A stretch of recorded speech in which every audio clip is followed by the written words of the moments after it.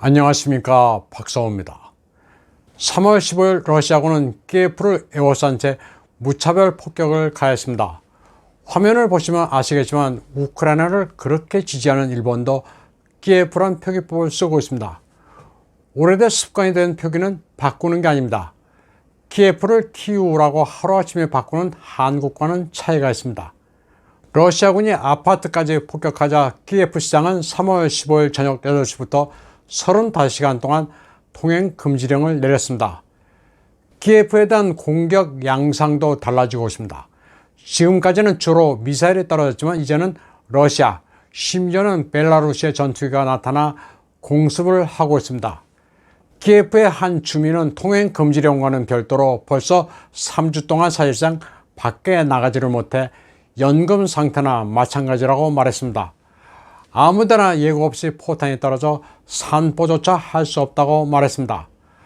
밖으로 나가면 우크라이나군의 검문 검색도 아주 심하다고 밝혔습니다. 온몸을 뒤지는가 하면 러시아 전화번호가 있는지 혹은 사진을 찍어 어디로 보낸 적이 있는지 송금을 한 적이 있는지 그리고 결제는 어디서 했는지 등등을 캐묻는다고 전했습니다. 한편 기시다 후미오 일본 총리는 3월 15일 밤 오페크 멤버인 UAE의 모하메드 황태자에게 전화를 걸어 유가 안정에 적극적으로 공헌해 줄 것을 요청했습니다.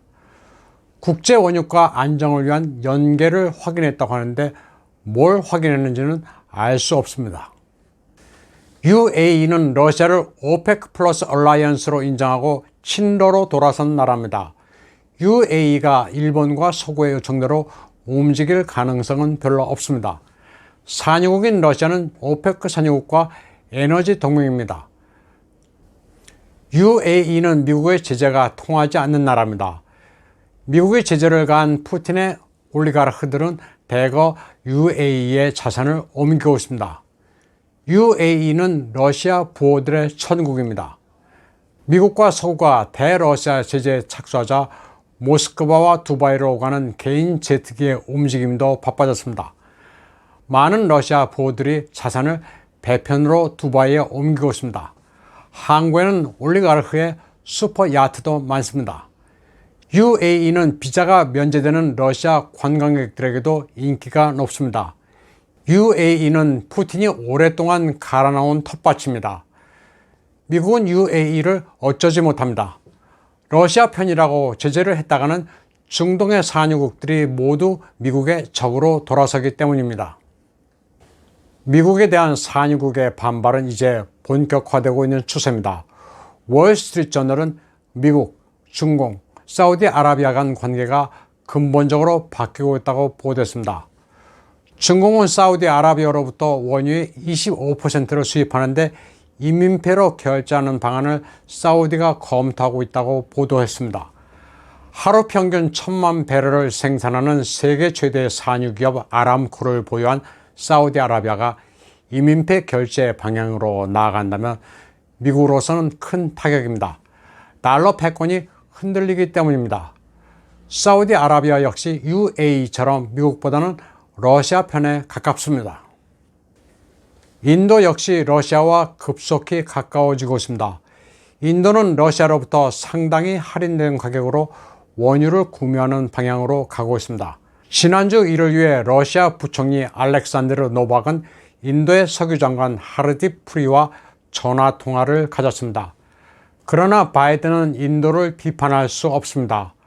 바이든은 인도가 러시아산 원유를 할인가에 도입하는 것은 제재 위반이 아니라고 말했습니다.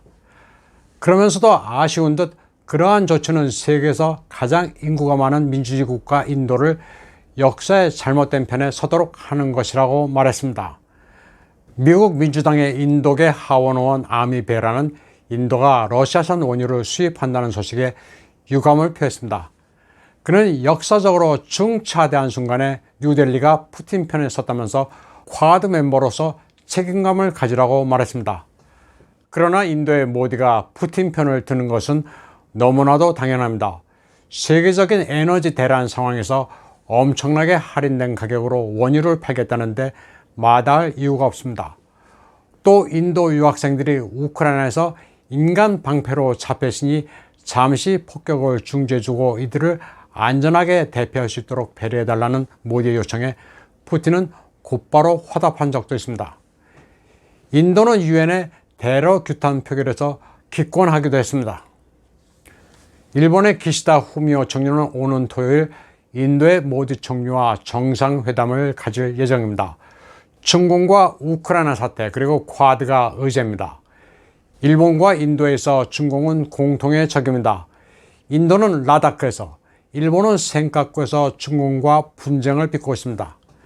그런데 우크라이나 사태와 관련해서는 입장이 다릅니다. 일본은 러시아를 적대시하는 데 반해 인도는 우호관계를 유지하고 있습니다. 당연히 이 부분에서는 사태 평화적 해결을 바란다는 식의 얘기를 두고 의견 일치를 봤다고 발표할 게 뻔합니다. 그러나 기본적으로 일본과 인도는 맹우 관계입니다. 아베 신조 때도 관계가 아주 돈독했습니다. 이번 양자회담에서 가장 중요한 경제 의제는 뭄바이 아흐메다바드 간 철도 노선에 일본산 탄환 열차를 도입하는 건입니다. 3월 15일 우크라이나를 응원하는 영국인들이 런던의 고급 주택가 벨그레이브 스퀘어에 있는 러시아 올리가르흐의 맨션을 급습했습니다. 이 맨션은 러시아 알루미늄 회사 루살의 창업자이며 푸틴과 친한 올리가르흐 올렉 데브리파스크 가족 소유입니다. 시위대들은 우크라이나 국기를 내걸고 러시아가 우크라이나를 점령한 것처럼 우리는 이 맨션을 점령한다고 주장했습니다. 이에 대해 데비르파스크 측은 상황이 아주 끔찍하다면서 영국은 경찰도 사법제도도 없다고 분개했습니다. 소유주가 푸틴과 친하다는 이유로 다짜고짜 쳐들어가 점거했으니 황당해할 만합니다. 영국은 이 맨션을 우크라이나 난민에게 거처로 제공할 것으로 알려졌습니다. 그런데 러시아도 그대로 당하고 있지만은 않습니다. 서방이 아에로플로트 같은 러시아 항공사에 임대한 민항기를 돌려주지 않고 몰수할 것이라고 밝혔습니다. 러시아로 귀속되는 항공기 대수가 무려 500대가 넘습니다. 러시아인들의 재산을 법도 없이 몰수한다면 가만히 있지 않겠다는 태세입니다. 우크라이나 사태는 오는 10월로 예정된 인도네시아 발리 G20에도 먹구름을 들이우고 있습니다. G20 가운데 인도, 중공, 인도네시아는 서구 주도의 대러 제재에 동참하지 않고 있습니다. 주최국인 인도네시아의 고민은 예정대로 러시아의 블라디미르 푸틴을 초청하느냐의 여부입니다.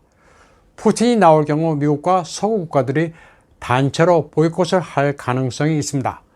최근 G7은 러시아에 대해 최혜국 대우를 철회하기로 했습니다.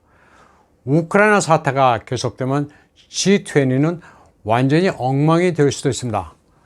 G20에는 러시아 편도 꽤 많습니다. 제재에 동참하지 않는 중공, 인도, 인도네시아를 고려해야 하고 아르헨티나, 브라질, 사우디아라비아, 터키 등은 최소한 중립이거나 서구에 우호적이지 않습니다. 러시아로서는 G20 가운데 동조하는 국가들을 데리고 나가 G6 정도로 딴 살림을 차려도 될 정도입니다. 그것도 산유국과 자원부국만으로 구성할 수도 있습니다. 전 세계 질서가 바뀌고 있습니다. 오늘 방송은 여기까지 하겠습니다. 시청해주신 여러분 감사합니다.